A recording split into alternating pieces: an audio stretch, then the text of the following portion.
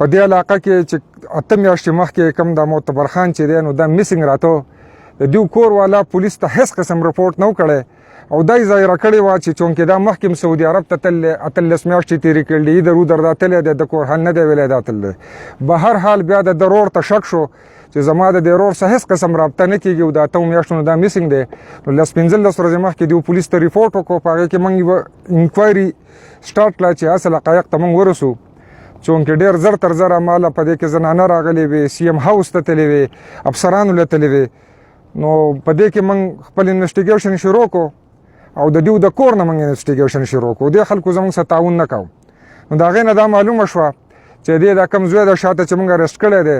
د موږ ته بېګا د شپې ټول کنفیشن وکړو ډیورینګ انټروګیشن چې دا خو زما پلار د کور ما په یو غټ کمر باندې د سر ته راچیلی او دا په کور کې مړلی او دا بیا موږ د شپې په یو خره په ذریعه ډېر لرې د دیر باونډرۍ ته وړی کم هغه ته چې جبارۍ جنګل وایي په هغې کې په ډېر یو مشکله ځای کې دا ښخ کړی و چونکې 8 میاشتې دیو شوي دي دی په پلاستیک په لفافو کې په مختلف څیزونو کې بند کړی و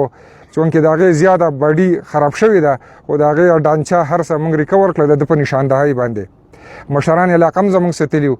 زموږ سره دا کلي خلک هم تلي وو پولیس والا ټول زموږ د چوکیاتو زه پخپله راغلی وم موږ اسپاټ ته تلي وو هغه ویډیوز هر څه به موږ تاسو ته انشاءالله درکو هغه په ریکارډ باندې دي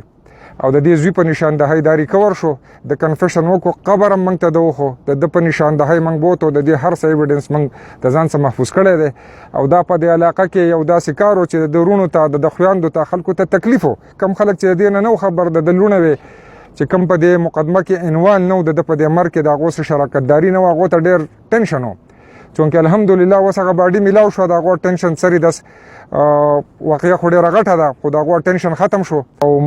یو انسان قتل کول چې کومه دی نو دا خو تاسو ته معلومه ده چې دا خو ډېر زیات دروند کار دی او بیا خو دا ډېر دغه غواړي نو دې سره به نورم شامل ملزمان به انویسټیګیشن به کېږي خو چونکې انیشل سټیج دی ځینې خبرې داسې دي چې بیا په انویسټیګیشن باندې اثر پرېوځي نو اوس موږ نشو ډسکلوز کولی ابتدایي رپورټ کې څه مخې ته راغلي چې تنازعه څه وه په څه باندې ابتدایي رپورټ خو داسې ده چې د شپږ وروڼه دي کم چې شادي شده دي د واده نه دی شوی موږ ته داسې څه خبرې شوي دي چې د پلار نه واده غوښتو ورته ویل چې څه جایداد خرڅ کړه موږ ته دا خبره هم راغلې ده خو چونکې دا ملزم چې کومه خبره کوي نو دا کور کې په پلار باندې یو ډېر غټ الزام غلط الزام لګوي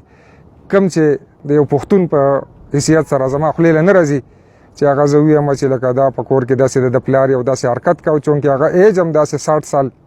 موږ به ګورو 60-62 سالو چې آیا دې کې حقیقت د ده شته که نه دا په د خپل پلار یو الزام لګوي نو انشاءالله دا هر څه به کلیر کېږي